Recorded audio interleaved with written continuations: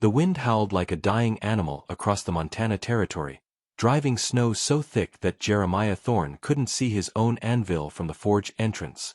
He'd lived through 43 winters in these mountains, lost his Sarah to consumption 5 years back, and thought he'd seen every kind of storm the Almighty could conjure. But this blizzard was different. Meaner, hungrier, like it aimed to swallow the whole world in white. The fire in his forge burned hot against the cold creeping under the door, casting dancing shadows on the rough-hewn walls of his smithy. Jeremiah worked the bellows with steady rhythm, heating an axe head for old Peterson's boy.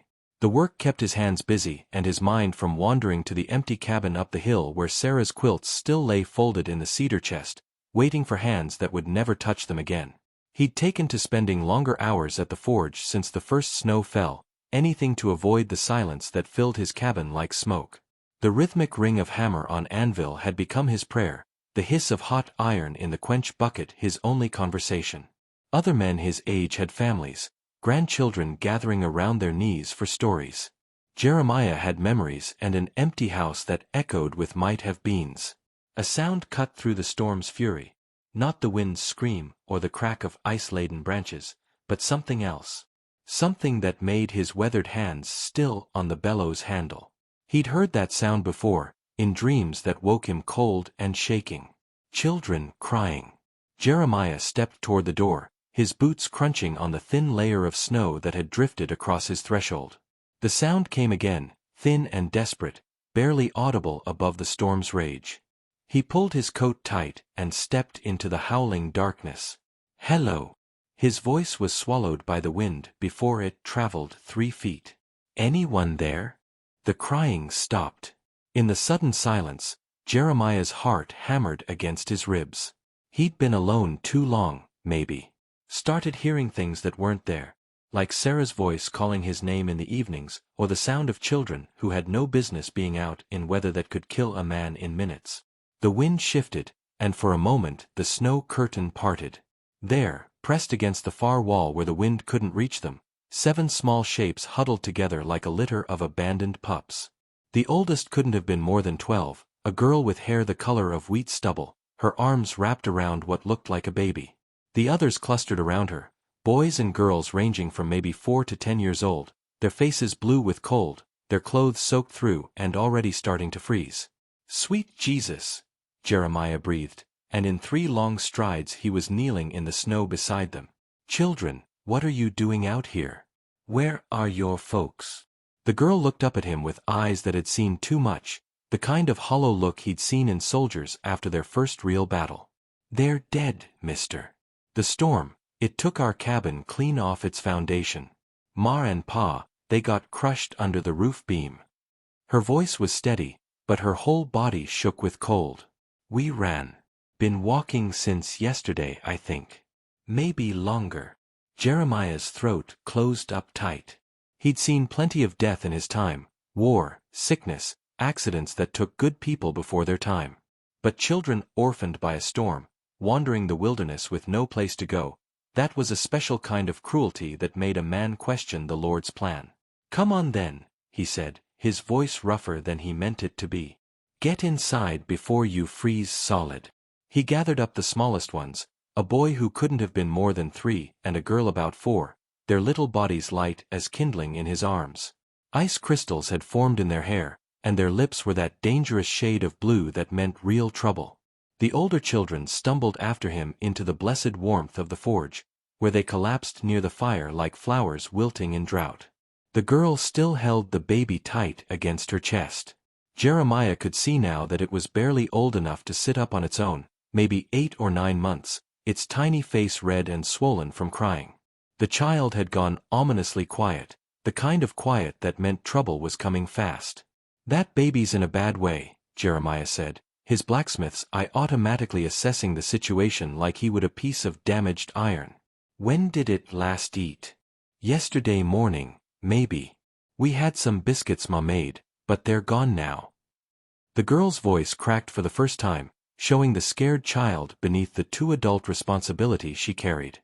"I tried to keep everyone together, tried to find help, but the storm kept getting worse and worse." "You did good," Jeremiah said firmly, meaning every word. You kept them alive. That's what matters. He looked around at the 7 faces staring back at him. Dirty, scared, but alive. Against all odds, this slip of a girl had managed to shepherd 6 other children through a blizzard that had probably killed grown men. What are your names? I'm Emma, the girl said, straightening her shoulders like a soldier reporting for duty. This here's baby Thomas. She nodded toward the others with the careful precision of someone who'd been keeping track of lives. That's Samuel, he's 10. Rebecca's 8, Matthew's 6, and the little ones are Mark and Ruth. Mark's 3, Ruth just turned 4 last month. 7 children. Jeremiah's hands shook as he stoked the fire higher, adding wood with the automatic movements of a man who'd tended fires for decades. 7 mouths to feed, 7 bodies to keep warm, 7 souls depending on him. He hadn't been responsible for anyone but himself since Sarah died, and some days he barely managed that. Emma, you and the older ones help me get some blankets from my cabin. Samuel, can you carry one of the little ones? We need to get everyone warm and fed, and this forge ain't the place for it. He paused, studying their faces, seeing the fear and hope warring in their expressions. You're safe now. Understand? Whatever happened before, whoever you lost, you're under my protection now. The words came out before he'd really thought them through, but once spoken, they felt as solid and permanent as iron cooled in the quench bucket. These children were his responsibility now, whether he'd planned for it or not. The wind rattled the forge walls as if testing his promise. Jeremiah ignored it. He'd faced down cavalry charges and claim jumpers, outlived a wife and buried dreams he'd never speak aloud. 7 orphaned children didn't scare him much. The trek to his cabin took twice as long as usual, fighting through drifts that came up to his knees and wind that tried to tear the children from his grip. Little Ruth couldn't make it on her own, so he carried her while Samuel helped Mark through the deeper snow. Emma managed the baby and somehow still had energy to encourage Rebecca and Matthew when they stumbled. But they made it, stumbling through his front door into the space that had been silent too long. The cabin felt different with voices in it, even frightened whispers. The very air seemed to warm with the presence of life that had been missing for 5 years. Sarah's presence still lingered here, in the checkered curtains she'd sewn during their second winter, the braided rug she'd worked on during her last months when she was too weak for heavier tasks, the smell of lavender she'd grown in pots by the window. Jeremiah felt a pang of guilt, as if bringing these children here somehow dishonored her memory. But Sarah had always wanted children, had mourned each baby they'd lost with a grief that carved lines in her face, had died with that particular sadness of a woman whose arms had never held her own child. Maybe she'd understand. Maybe she'd even approve. He settled the children around his fireplace, wrapping them in Sarah's quilts without thinking about it. The quilts were beautiful things, made from scraps of dresses she'd worn and fabrics saved from better times. Each square told a story, their wedding, holidays, hopes for the future that never came. Now they served a purpose Sarah would have loved, warming children who needed shelter. Emma still clutched baby Thomas, who had begun that weak, mewling cry that meant real distress. Jeremiah had seen enough sick animals to recognize the signs: dehydration, exposure, maybe worse. The baby's skin had that gray tinge that spoke of serious trouble. Emma, that baby needs milk. You know if there's any cows or goats nearby that might have survived the storm? Emma shook her head, and for a moment she looked every one of her 12 years. The Hendersons had a milk cow, but their place was hit same as ours. Everything's gone. I saw the barn roof scattered across 3 counties when we passed by. Jeremiah rubbed his beard, thinking hard. The nearest neighbor with livestock was the Morrison place, 3 miles through drifts that might not be passable for days. But the baby wouldn't last that long without proper nourishment, and even if the storm cleared tomorrow, it would take time to dig out paths. I got some canned milk in the pantry, he said finally. It ain't ideal, but it'll do until we can find better. He heated water on his stove, the one luxury Sarah had insisted on when they'd built the cabin. She'd wanted to cook proper meals, she'd said, not just whatever could be managed over an open fire. Now it served to warm milk for an orphaned baby, giving life instead of just sustaining it. He mixed the water careful with the condensed milk Sarah had bought last fall, tested the temperature on his wrist the way he'd seen women do. It felt strange, this intimate knowledge of child care that he'd learned by watching but never practiced. When he handed the improvised bottle to Emma, her eyes filled with tears. "Thank you," she whispered. "I didn't know what else to do. I was so scared he was going to." She couldn't finish the sentence, but Jeremiah understood. "You did everything right," he said firmly. "Kept them together, kept them moving, brought them to shelter. Your ma and pa would be proud." While Emma fed the baby, Jeremiah rummaged through his stores with growing concern. He had enough beans and salt pork to last the winter for one man living careful, but 7 children would stretch it thin as mountain air. The root cellar held potatoes and some preserved vegetables Sarah had put up before she took sick, but even adding those to the count, it would be a near thing. Still, he'd make it work. Had to. The alternative was unthinkable. He put together a simple stew from what he had, adding extra water to make it go further but being careful not to thin it so much that it lost all nourishment. The children ate like they hadn't seen food in days, which they probably hadn't. Even little Ruth, who couldn't have been more than 4, cleaned her bowl without being told and looked hopefully for seconds he wished he could provide. As the evening wore on and the storm continued to rage outside, the children began to relax in the way that only came when basic needs were finally met. Samuel, the 10-year-old, helped Jeremiah carry in more wood without being asked, moving with the careful competence of a boy who'd learned young that survival meant everyone pulling their weight. Rebecca, who had a natural way with the smaller ones, got Mark and Ruth settled near the fire and sang them a soft song their mother had taught her. Matthew, who seemed to have a quick mind despite his 6 years, asked questions about the forge and how iron was shaped, his curiosity undimmed despite everything he'd been through. But it was Emma who drew Jeremiah's attention most. She moved through the group like a mother, checking on each child, soothing fears, making sure everyone stayed warm and felt included. Too much responsibility for a 12-year-old girl, but she carried it with a grace that reminded him powerfully of Sarah in her younger days. "Emma," he said when the younger ones had finally fallen asleep, their small bodies relaxed for the first time since he'd found them, "you been taking care of all these children by yourself?" She nodded, staring into the fire with eyes that held too much knowledge. "Ma was real sick before the storm hit. Had been for weeks, coughing up blood and barely able to stand. Pa was doing his best, but with the baby and all the others to look after." She trailed off, her voice catching. "When the cabin got hit, everything happened so fast. I just grabbed whoever I could reach and ran." "These all your brothers and sisters?" "Most of them. Thomas and Mark are ours, born to Ma and Pa." Her voice took on the careful precision of someone reciting important facts. "The others, Samuel and Rebecca, are the Miller children. Their folks died of fever last month, and Ma took them in because there was nowhere else. Matthew's pa got killed in a mine accident back in the fall, and his ma took sick right after and died before Christmas. Ruth, she's been passed around since her people died of smallpox last spring. Ma said no child should be without family, so she kept taking them in."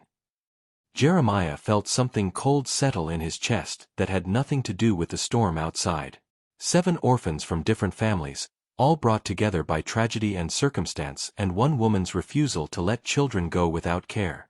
Emma's mother had created a makeshift family from the wreckage of other families, only to have death claim her too and leave a 12-year-old girl to carry on her work. "Sounds like your ma was a good woman," he said quietly. "The best," Emma agreed, and now the tears finally came, silent and steady. She never turned anyone away, never complained about how hard it was to feed so many mouths. She just said the Lord would provide, and somehow he always did. Until the storm. "Well," Jeremiah said, his voice rough with emotion he wasn't quite ready to name, "looks like you all belong together now. Your ma started something important, and it ain't going to end with her." The wind howled harder, if such a thing were possible. Snow pelted the windows like thrown gravel, and somewhere in the distance, Jeremiah heard the crash of a falling tree. This storm would be remembered for years, the kind that folks would date other events by. The winter the Hartwell place got buried. The storm that took the Patterson family. the storm that brought him 7 children. As the night deepened, Jeremiah made sleeping arrangements as best he could. The children curled up together on the floor near the fireplace, covered with every quilt and blanket he owned. They fit together like pieces of a puzzle, each one finding their natural place in the group that had become their survival. Emma lay on the outside of the group, still protective even in sleep, one hand resting on baby Thomas in his makeshift cradle. Jeremiah settled into his chair by the fire, Sarah's Bible open on his lap, though he couldn't focus on the words. The leather was worn smooth from her hands, and it fell open naturally to passages she'd marked with pressed flowers. He found himself reading the same verse over and over.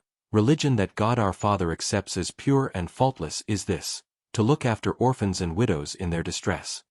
Outside, the storm raged on, but inside his cabin, 7 children breathed deep and steady, finally safe. The sound was better than any music, better than the silence that had been his only companion for too long. He thought about the practical concerns that would come with mourning, food, clothing, where everyone would sleep permanently, how to register the children's existence with the territorial authorities. There would be questions about guardianship, about his fitness to care for so many young ones.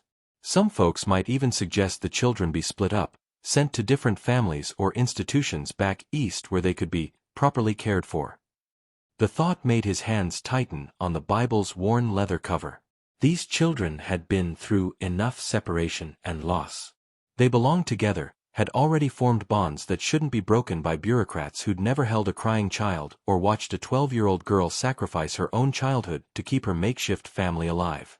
As the fire burned lower, Jeremiah found himself thinking about Sarah again, about the dreams they'd shared of filling this cabin with children's voices and the sound of feet running across wooden floors. She'd have loved these young ones, would have known exactly what to do with them, would have made them feel wanted instead of just endured. Maybe this was her way of answering prayers he'd stopped praying after she died. Maybe 7 orphans in a blizzard was the Lord's way of reminding him that life wasn't over just because love had ended. Maybe caring for these children was the purpose he'd been looking for in the bottom of too many bottles of whiskey. The storm began to quiet sometime after midnight, the wind's scream dropping to a moan, then to whispers. When Jeremiah finally dozed in his chair, the Bible sliding closed in his lap, he dreamed of Sarah standing in the doorway, smiling at the sleeping children, her hand resting gentle on his shoulder. "Take care of them, Jeremiah," she said in the dream, her voice as clear as if she stood beside him. "They're ours now." He woke to pale morning light filtering through frost-covered windows and the sound of children's voices, quiet but animated, discussing something with the seriousness only children could bring to truly important matters.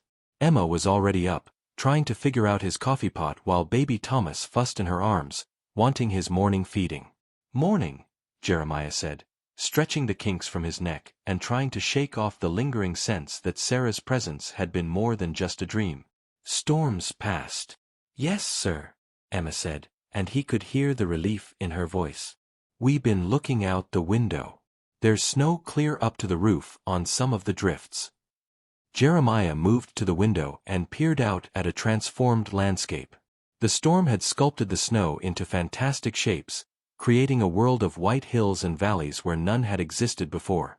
His forge was buried to the eaves on the north side, though the south-facing entrance remained clear enough to access.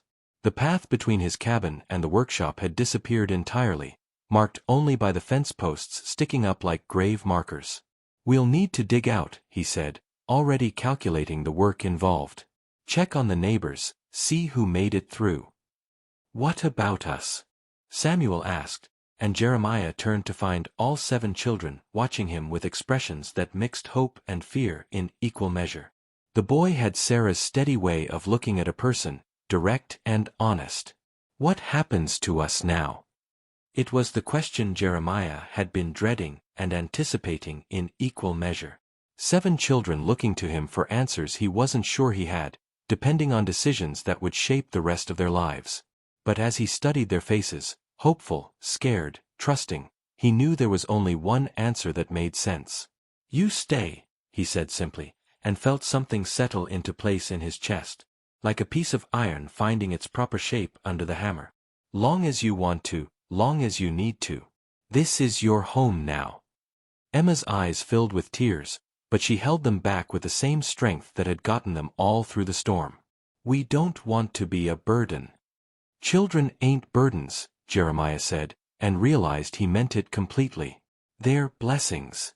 Sometimes they come disguised as burdens, especially when there's 7 of them all at once, but that don't change what they are." He looked around at the 7 faces, seeing not problems to be solved but family to be protected. The practical concerns would sort themselves out somehow. What mattered was keeping these children together, keeping them safe, giving them a chance to heal from losses no child should have to bear. Outside, the sun climbed higher, setting the snowfields sparkling like scattered diamonds.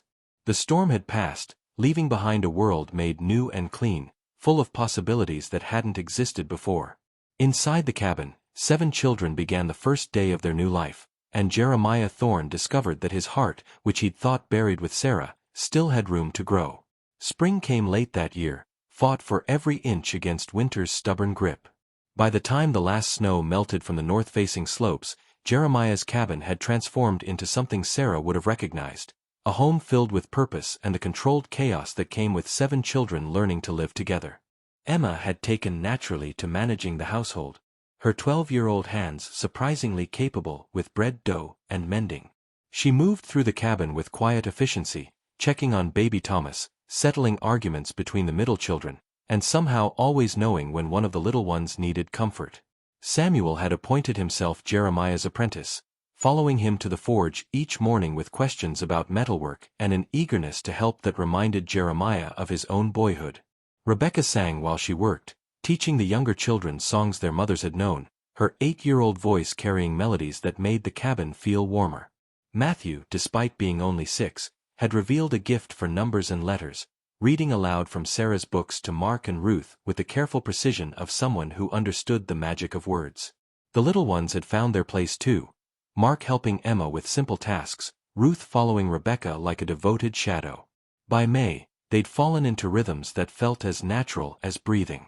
Morning chores divided among capable hands, breakfast shared around the table. Jeremiah had expanded to accommodate everyone, afternoons split between learning and necessary work. Evenings brought them together by the fireplace, where Emma would mend clothes while Jeremiah carved toys for the children, or Samuel practiced letters on his slate. The neighbors had rallied as mountain folk always did when crisis struck. The Hendersons brought milk from their surviving cow and stayed to help Emma learn the mysteries of cheesemaking. Old Peterson showed up with lumber to build proper beds for the children, refusing payment beyond a sharpened axe. The Morrison family donated chickens, and their teenage daughter Mary taught Rebecca how to collect eggs without spooking the hens. But it was Margaret Wheeler who proved the most valuable ally. A widow herself with grown children scattered across the territory, she arrived one afternoon with a wagon load of children's clothing and a no-nonsense manner that brooked no argument. "These young ones need proper schooling," she announced, surveying the cabin with sharp eyes that missed nothing. "I taught school back in Ohio before I married. No reason I can't do it again." She set up classes 3 days a week in her own parlor, gathering not just Jeremiah's 7 but the scattered children from neighboring homesteads. Emma proved naturally gifted with reading, Samuel excelled at arithmetic, and even little Ruth managed her letters with determined concentration. The children thrived under Margaret's patient instruction, hungry for knowledge the way they'd once been hungry for food. The arrangement worked well through the spring months. Jeremiah's forge business picked up as neighbors needed tools repaired after the harsh winter, and the extra income helped stretch their supplies. He'd worried about feeding 7 children on a blacksmith's earnings, but somehow they managed. The children ate simpler fare than some, but they ate regularly, and that was more than many could claim. It was Margaret who first voiced the concern that had been nagging at Jeremiah's mind like a splinter. "You need to make this legal," she said one afternoon in June, her tone leaving no room for argument. "Those children need proper papers, need to be registered with the territorial authorities. There's talk starting, and talk has a way of growing into trouble." Jeremiah set down his hammer harder than necessary. "What kind of talk?" "The kind that comes from folks who think they know better than Providence." Margaret's mouth formed a thin line. "Chester Kane's been asking questions in town about those children, about whether it's proper for an unmarried man to be raising 7 young ones without oversight. The name hit Jeremiah like a punch to the gut. Chester Kane ran the largest ranch in the territory, controlled most of the local businesses, and had his fingers in every pie that mattered. He was also a man who viewed children as potential labor and saw no value in keeping families together when there was profit to be made in splitting them up. "He got some specific interest in my children?" "Your children," Margaret repeated with approval. "That's the right way to think about it. But yes, I believe he does. Word is he's been in contact with authorities back east about placing the older ones in work programs, finding suitable homes for the younger ones." That evening, Jeremiah sat the children down for a serious conversation. They gathered around the table, faces turned toward him with the trust that had grown over months of shared meals and bedtime stories. "We got some decisions to make," he began, choosing his words carefully. "About making our family official in the eyes of the law." Emma, now 13 and growing into the kind of young woman who would turn heads in a few years, straightened in her chair. "Someone's trying to take us away." It wasn't a question. Emma had developed an instinct for reading adult conversations, for sensing the currents of danger that threatened their fragile stability. "Maybe," Jeremiah admitted. "There's folks who think children should be in institutions, think families like ours aren't proper according to their way of thinking." "But we are a family," Matthew said, his 6-year-old voice fierce with conviction. "We take care of each other. We belong together." "Yes, we do," Jeremiah agreed. "But sometimes belonging isn't enough in the eyes of the law. Sometimes you need papers to prove what your heart already knows." Samuel, now 11 and tall for his age, leaned forward. "What do we need to do?" "I need to formally adopt each of you. Make it legal and binding so no one can question your place here." Jeremiah looked around the table, meeting each child's eyes. "It's not a decision I can make for you. You're old enough to understand what it means. If you want different, if you want to find other families." "No." Emma's voice cut through his words like a blade. "We stay together. We stay with you." The chorus of agreement from the other children was immediate and unanimous. Even baby Thomas, now walking and getting into everything, seemed to sense the importance of the moment and reached his chubby arms toward Jeremiah with a smile that could melt iron. The next morning, Jeremiah hitched up his wagon and made the long trip to the territorial capital. The clerk at the courthouse, a thin man with wire spectacles and ink-stained fingers, looked up from his ledger with barely concealed irritation. 7 children. The clerk's eyebrows climbed toward his receding hairline. "All at once. That's highly irregular, Mr. Thorne." "Irregular circumstances," Jeremiah replied evenly.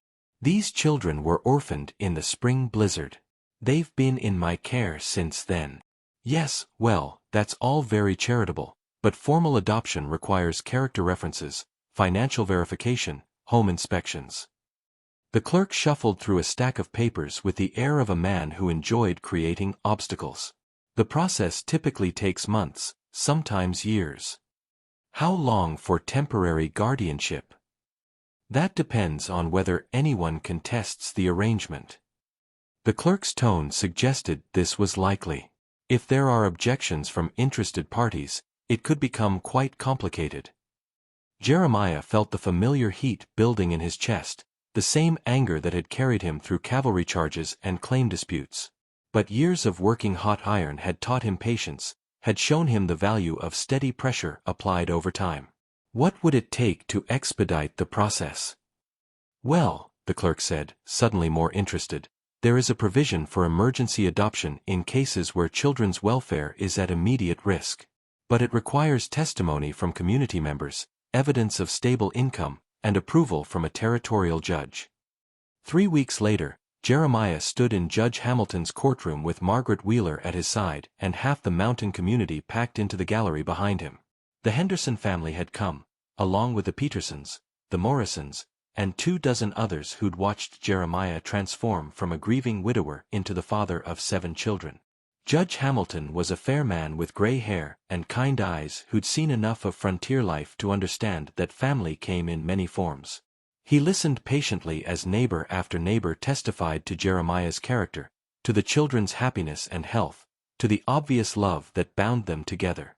"Mr. Thorne," the judge said finally, "the court is prepared to grant your petition for adoption, contingent upon one final home inspection to be conducted within 30 days. It should have been a moment of celebration, but Jeremiah noticed Chester Kane sitting in the back of the courtroom, his face dark with displeasure. As the crowd filed out, Kane approached with the confident stride of a man accustomed to getting his way. "Thorne," he said, his voice carrying the authority of wealth and position, "we need to talk." They stepped outside the courthouse into the summer heat. Kane adjusted his expensive hat and studied Jeremiah with calculating eyes. "You're making a mistake," Kane said without preamble. 7 children is too many for one man, especially children from questionable backgrounds. Some of those young ones come from families with debt, with obligations that don't die with their parents. "What kind of obligations?"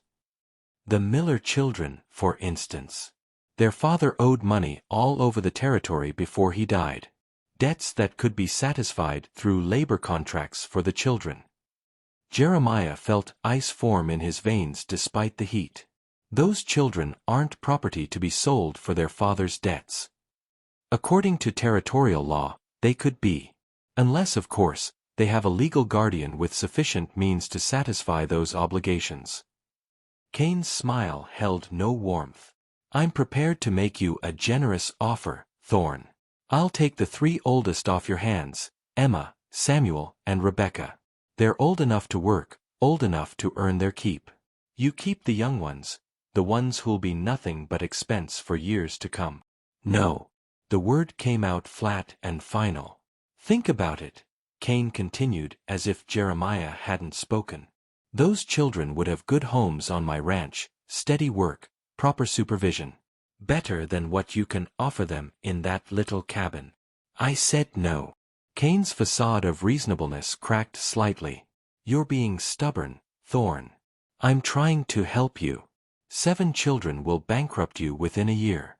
When that happens, when you can't feed them or clothe them properly, the court will have no choice but to remove them anyway." "That won't happen." "Won't it?" Kane stepped closer, his voice dropping to a whisper. "Accidents happen on the frontier. Forges catch fire. Tools break at inconvenient moments. Customers find other blacksmiths. The threat hung in the air between them like smoke. Think about what's best for those children, Thorne. Think about what you can really provide for them." That evening, Jeremiah called Margaret Wheeler to the cabin for a private conversation. The children played in the yard while the adults talked on the porch, voices low but urgent. "He can't legally claim the Miller children for their father's debts," Margaret said after Jeremiah explained the encounter. "But he can make life difficult enough that you might be forced to give them up anyway." "How?" "Economic pressure, mostly. Kane controls enough business in this territory to hurt your livelihood if he chooses. And if he can prove you can't support the children properly." "Then we make sure that doesn't happen," Jeremiah said grimly. "We prepare for whatever he throws at us." The next morning brought the first sign of Kane's campaign. Old Peterson arrived at the forge with news that the mercantile had suddenly decided they didn't need any more horseshoes or tools.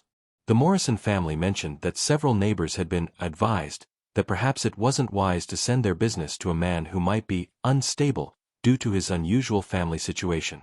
But for every customer Kane scared away, 2 more seemed to appear. Word spread through the mountain communities about the threat to Jeremiah's family, and the response was swift and decisive. Homesteaders who'd never needed a blacksmith suddenly discovered tools that required sharpening. Ranchers brought horses for shoeing, even when their animals' hooves were in perfect condition. Margaret organized the women into a support network that would have impressed military strategists. They took turns helping Emma with the massive task of cooking and cleaning for 9 people. They brought surplus from their gardens and root cellars, always with excuses about having too much to preserve themselves. They included the children in community activities, making it clear that Jeremiah's family was considered part of the larger community. The home inspection arrived on a sweltering July afternoon. Inspector Williams was a nervous man with a clipboard and an apparent determination to find fault with everything he saw. He measured rooms, questioned the children about their sleeping arrangements, and examined Emma's cooking with the air of someone expecting to find evidence of neglect. He found none. The cabin was clean and well organized. The children were healthy, well-fed, and obviously happy. Their lessons with Margaret had progressed to the point where even little Mark could write his own name and Ruth could read simple sentences. Baby Thomas, now walking confidently and babbling constantly, displayed the robust health of a well-cared-for child. "This is all very commendable," Inspector Williams said finally, his tone suggesting he found it somehow disappointing. "But there are concerns about the appropriateness of a single man raising so many children, particularly the older girls." Emma, now 13 and increasingly aware of the implications of such concerns, stood a little straighter. "Mr. Thorne is a perfect gentleman," she said clearly. "He's never been anything but kind and proper with all of us." "I'm sure that's true," Williams replied, "but appearances matter. Propriety must be maintained." It was Margaret who provided the solution that evening as they discussed the inspector's concerns. "You need a wife," she said bluntly. "Not for the children's sake, they're perfectly fine as they are. But for the sake of appearances, for the legal protection it would provide." Jeremiah nearly choked on his coffee. "Margaret, I appreciate the suggestion, but I'm not talking about love, you stubborn man. I'm talking about a practical arrangement between friends." She fixed him with the same look she used on students who weren't paying attention. "I'm 52 years old, my children are grown and gone, and my house is too quiet for my taste. You need a wife for appearances. I need a purpose and a family to fuss over. It's a sensible solution." The children, who'd been listening from the next room with the intensity they brought to all adult conversations that might affect their future, burst through the doorway with enthusiasm that would have been comical if the situation weren't so serious. "Mrs. Wheeler would make a perfect mother," Emma said, her eyes bright with possibility. "She's already teaching us, and she knows how to manage everything." "And she makes the best apple pie in the territory," Samuel added, as if this settled the matter completely. Margaret laughed, the first genuinely joyful sound Jeremiah had heard from her in months. "Well, that's settled then. If the children approve, who are we to argue?" They were married on a beautiful August afternoon in Margaret's parlor, with all 7 children serving as witnesses and half the mountain community crowded into the small space. It wasn't a marriage born of passion, they were both too old and practical for that kind of foolishness. But it was a union built on mutual respect, shared purpose, and genuine affection for the children who'd brought them together. The ceremony was simple, conducted by the traveling preacher who made rounds through the mountain communities. Margaret wore a dress of deep blue that brought out her still bright eyes, and Jeremiah had trimmed his beard and worn his best shirt for the occasion. The children had picked wildflowers to decorate the parlor, and Emma had baked a cake that was only slightly lopsided.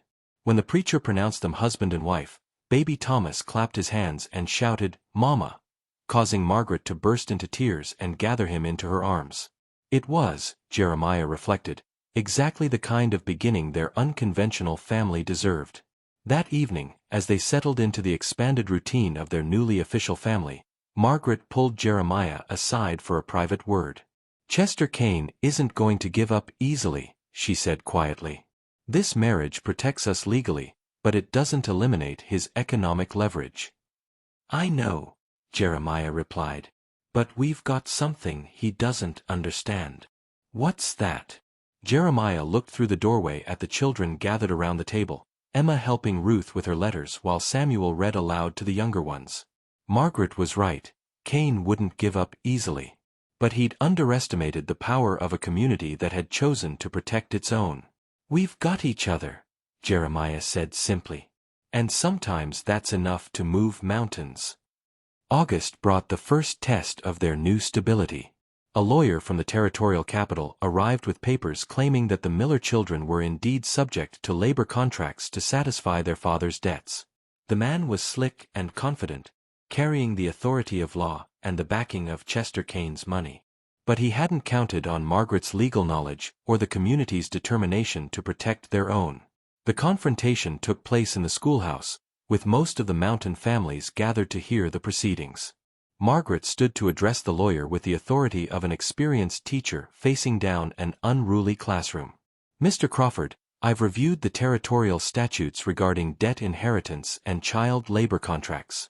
The documents you've presented are interesting, but they suffer from several significant legal defects." The lawyer's confidence wavered slightly. "I assure you, madam, these contracts are perfectly legal." "Are they?" Margaret's voice carried the crisp authority of someone who'd spent years managing fractious students. Section 12 of the Territorial Child Welfare Act specifically prohibits the enforcement of parental debt through child labor when the children are under the legal guardianship of parties not involved in the original debt contracts. My husband has legal guardianship of all 7 children, granted by Judge Hamilton himself. But the debts predate the adoption. Which is irrelevant under territorial law, Margaret continued smoothly. Furthermore, the contracts you've presented show clear evidence of postdating. The ink is too fresh, the paper too new. I believe Judge Hamilton would be very interested to learn that someone has been forging legal documents in his jurisdiction. The lawyer left that afternoon, his papers tucked hastily into his satchel and his confidence thoroughly shattered. But everyone knew this was merely the first skirmish in what promised to be a longer war.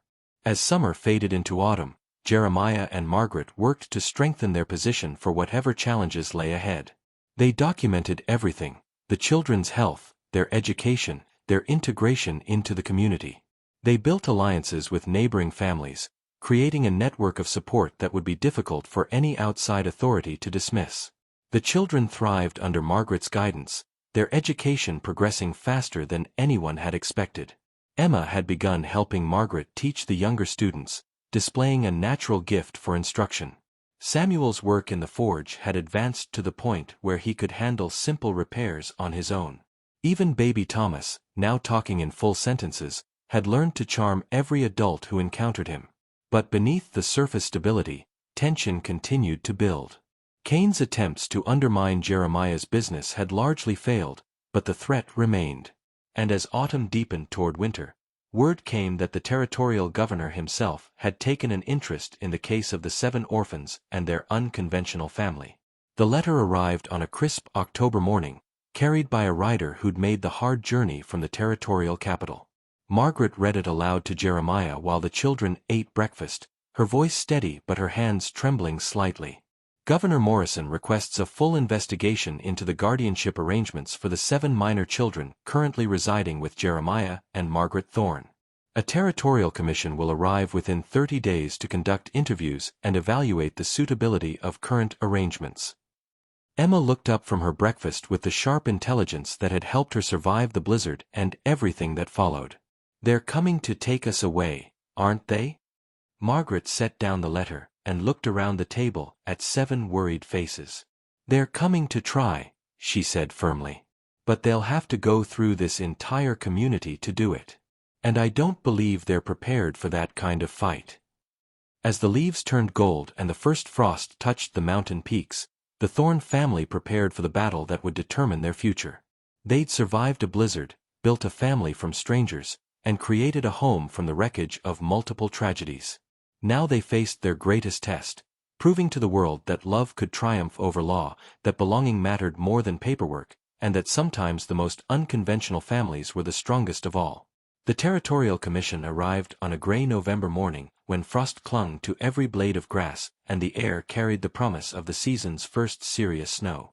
3 men in dark suits climbed down from their wagon with the careful precision of officials who believed their authority could reshape any situation to their satisfaction.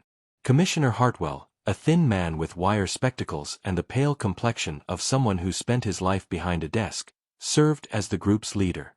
Dr. Pemberton, supposedly an expert on child welfare, carried himself with the pompous air of a man who'd read many books but raised few children.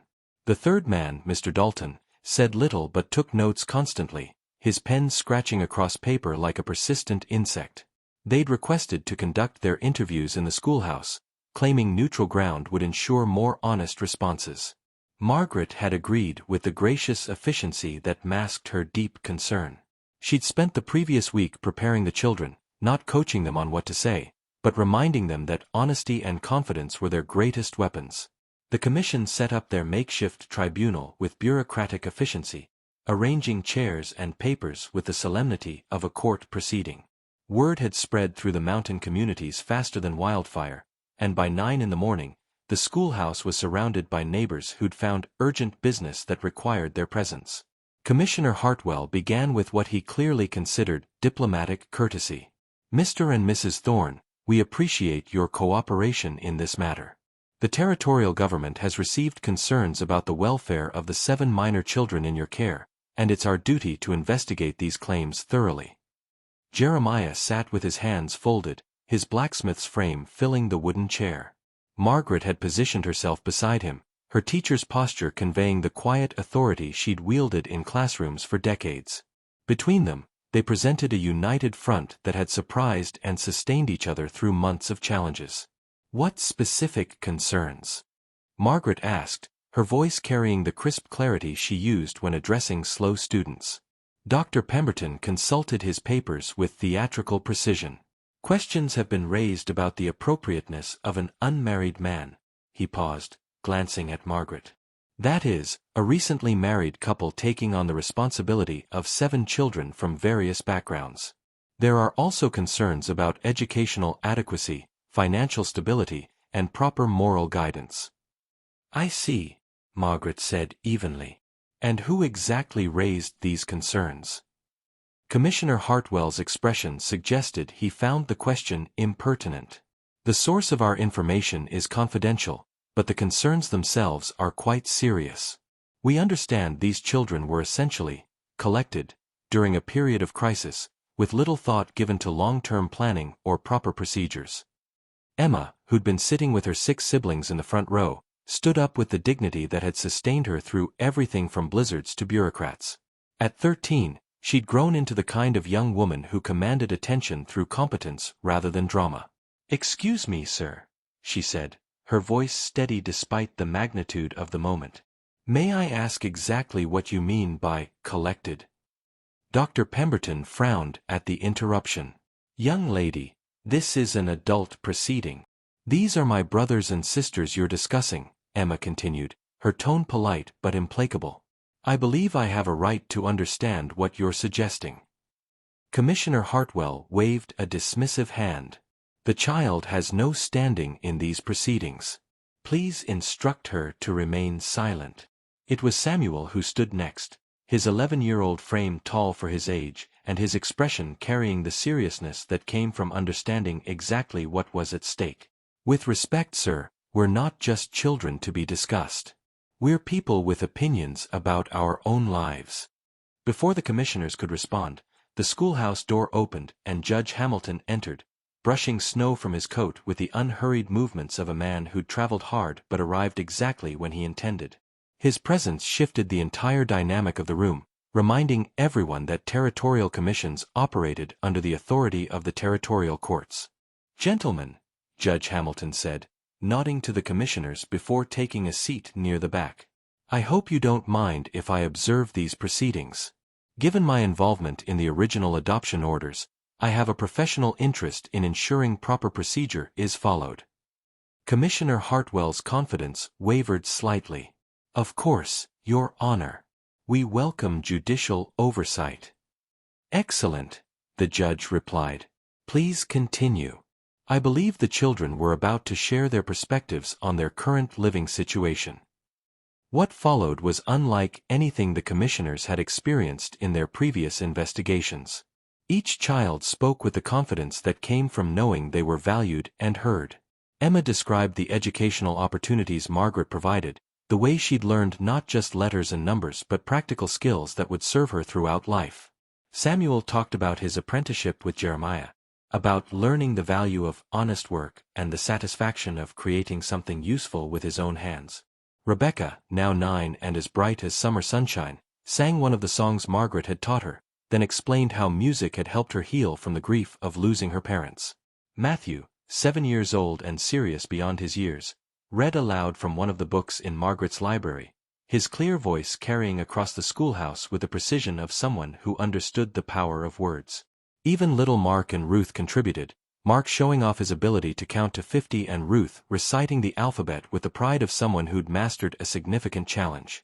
Baby Thomas, now walking everywhere and chattering constantly, charmed everyone present by calling Margaret, Mama, and Jeremiah, Papa, with complete naturalness. But it was Emma's final statement that silenced the room completely. Before the storm, she said, her young voice carrying the weight of experience no child should possess, we were scattered across different families, different tragedies. Samuel and Rebecca had lost their parents to fever.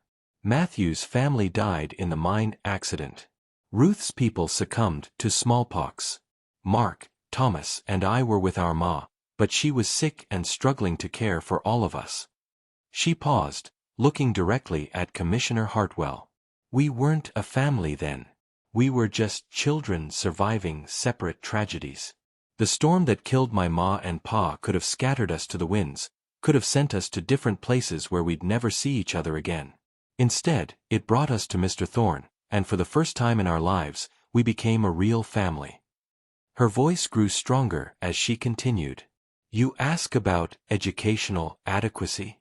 I can read better than most adults in this territory, and I can teach others because Mrs. Wheeler believes in sharing knowledge. You ask about financial stability? We've never gone hungry, never lacked for warm clothes or a safe place to sleep. You ask about moral guidance.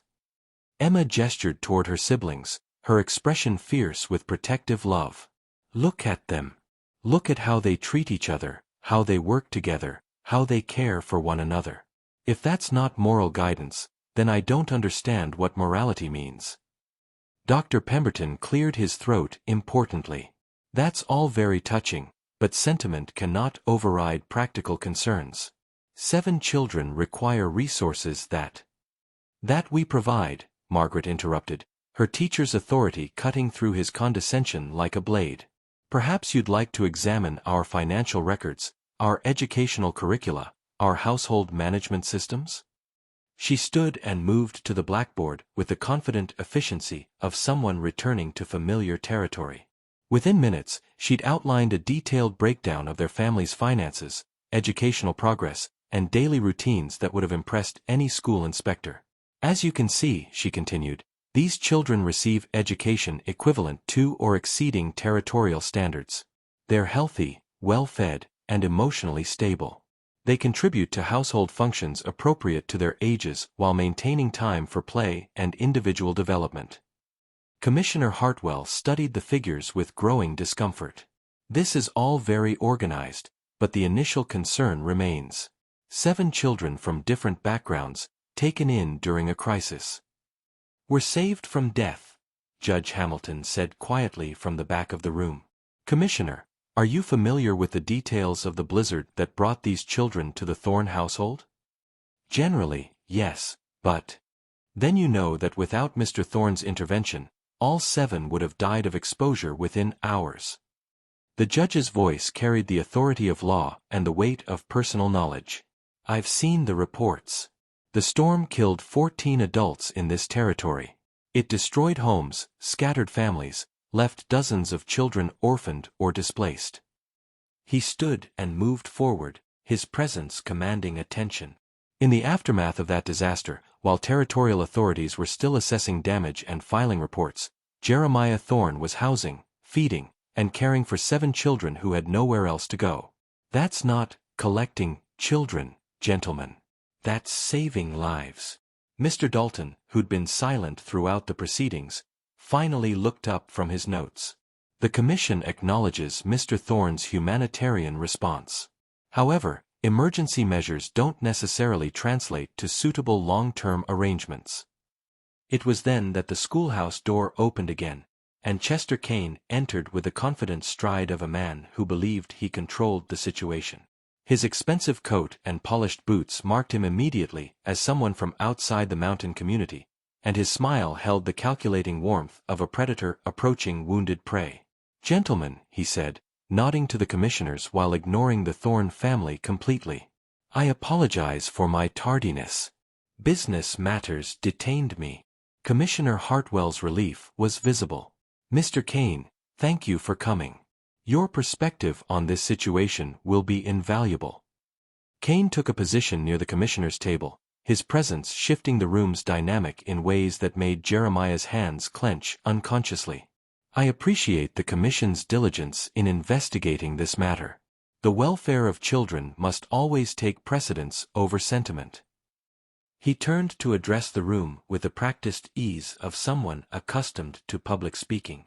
While I'm sure Mr. and Mrs. Thorne mean well, the reality is that 7 children require resources and stability that a frontier blacksmith simply cannot provide. These children would benefit from placement in established institutions or with families better equipped to meet their needs. Emma stood again, her young face set with determination. Mr. Kane, have you ever spoken with any of us about what we want or need? Kane's smile didn't waver, but his eyes grew cold. Children often lack the perspective to understand what's truly in their best interests. And adults who've never raised children have that perspective? Margaret's voice carried the cutting edge she'd perfected during decades of dealing with pompous school board members. I've employed many children over the years, Kane replied smoothly. I understand their capabilities and their need for structure and discipline. Samuel stepped forward, his 11-year-old voice clear and strong. Employed? You mean you've made children work for you? Provided them with valuable opportunities to learn useful skills while earning their keep, Kane corrected.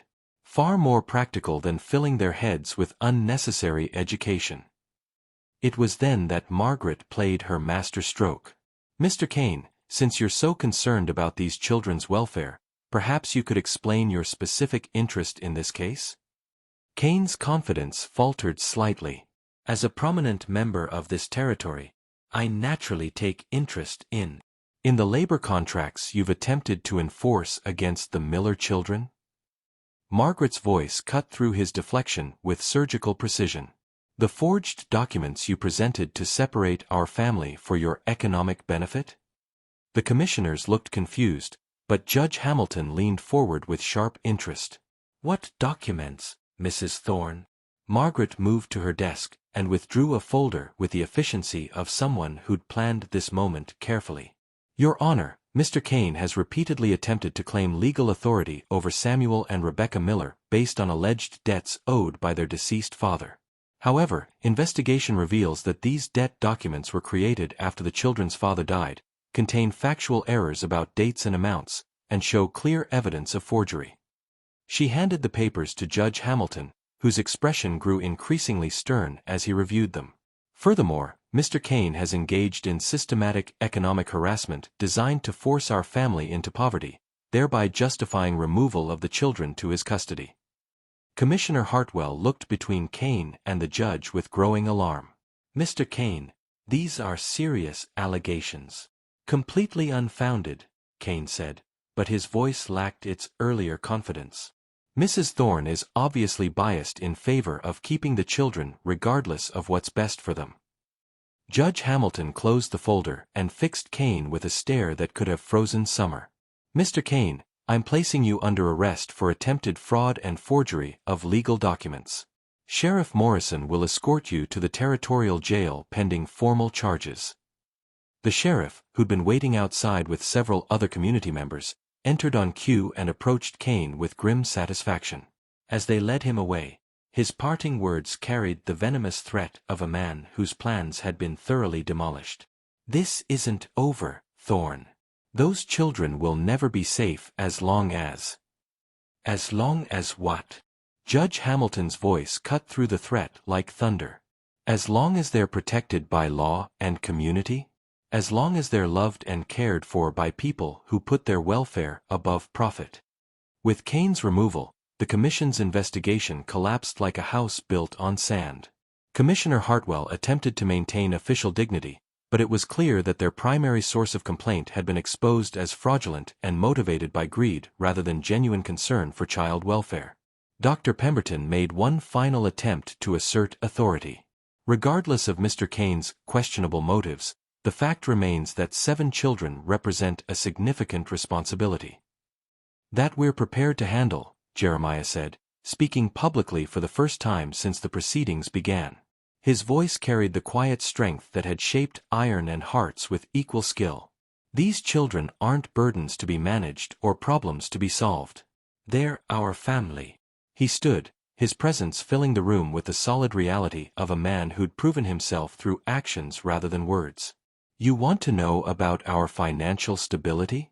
I've expanded my business to meet their needs, and this community has supported us every step of the way. You want to know about their education? My wife has given them opportunities most children in this territory never receive.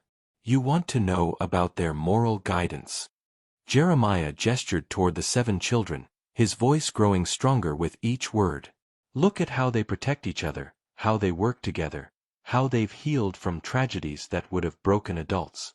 That's not something you learn from books or institutions. That's something you learn from being truly loved. Margaret stepped beside her husband, her hand finding his with the naturalness of partners who'd learned to face challenges together. Gentlemen, you came here to determine whether these children are being properly cared for. The evidence speaks for itself. They're healthy, educated, emotionally stable, and surrounded by a community that values and protects them. Judge Hamilton closed his notebook with finality. Commissioner Hartwell, I believe this investigation has reached its conclusion. The Territorial Court finds no evidence of neglect, abuse, or inadequate care. The adoption orders I signed stand as written, and any future challenges to this family's integrity will be viewed with extreme skepticism. He turned to address the children directly, his stern expression softening with genuine warmth. Young ones, you've conducted yourselves with remarkable dignity today. Your parents, both sets, biological and adoptive, would be proud of the people you're becoming. As the commissioners packed their papers and prepared for their uncomfortable journey back to the territorial capital, the schoolhouse filled with neighbors who'd waited outside throughout the proceedings. The Hendersons, the Petersons, the Morrisons, and dozens of others crowded in to celebrate what felt like a victory for the entire community. Margaret organized an impromptu celebration, sending children home to fetch food while adults arranged tables and chairs.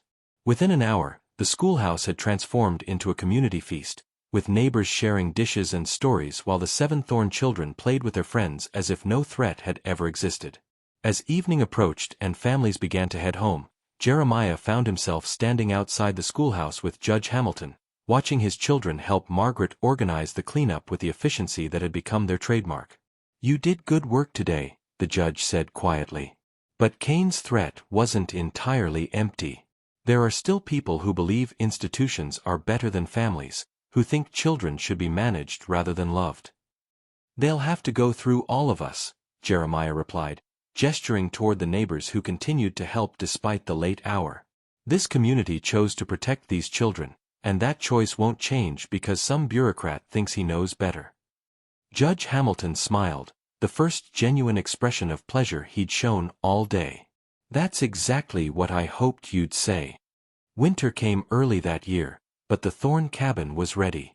They'd added a room during the summer, expanded the kitchen to accommodate their growing family, and laid in supplies that would see them through whatever storms the mountains might send. On Christmas morning, the children woke to gifts Margaret and Jeremiah had crafted during long evenings by the fire. Dolls sewn from fabric scraps, wooden toys carved from lumber left over from the room addition, books copied by hand from Margaret's personal library.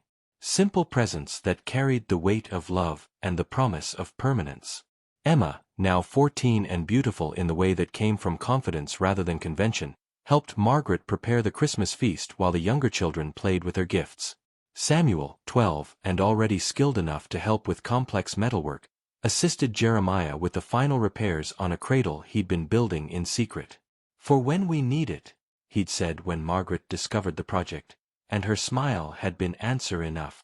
As they gathered around the table for their Christmas meal, Jeremiah looked at the faces surrounding him and marveled at the journey that had brought them all together. A blizzard that could have been catastrophic had instead been providential, scattering 7 children across his threshold like seeds on fertile ground. Margaret offered the blessing, her voice carrying the gratitude that filled all their hearts. For this food, for this family, For this community that has sustained us through trials and celebrations alike, we give thanks. May we always remember that the greatest gifts are not things we receive, but people we're blessed to love. Amen, chorused 7 young voices, and baby Thomas clapped his hands with delight at the familiar ritual. Outside, snow began to fall in the gentle way that promised a white Christmas without the violence of the storm that had changed all their lives. Inside, the Thorne family settled into the comfortable chaos of a holiday meal, their voices mixing in conversation and laughter that filled every corner of the cabin with warmth. The blacksmith who'd saved 7 orphans from a blizzard had discovered that salvation worked both ways. In giving them shelter, he'd found purpose. In offering them love, he'd rediscovered his own capacity for joy. And in fighting to keep them together, he'd learned that sometimes the most unlikely families were the strongest of all. As evening fell and the children prepared for bed, Emma paused at Jeremiah's chair to kiss his forehead good-night. "Thank you," she said simply, but her words carried the weight of everything. Gratitude for survival, for belonging, for the chance to grow up surrounded by love instead of mere duty. "Thank you," he replied, understanding that some gifts could only be repaid by passing them forward. The fire burned low as the house settled into peaceful quiet, 7 children safe in their beds and 2 adults planning tomorrow's adventures around the kitchen table. Outside, the storm that had brought them together was just a memory, but the family it had created would endure for generations, a testament to the truth that love could triumph over law, that belonging mattered more than blood, and that sometimes the most profound salvation came disguised as an ordinary act of human kindness. The blizzard was over. The family had just begun.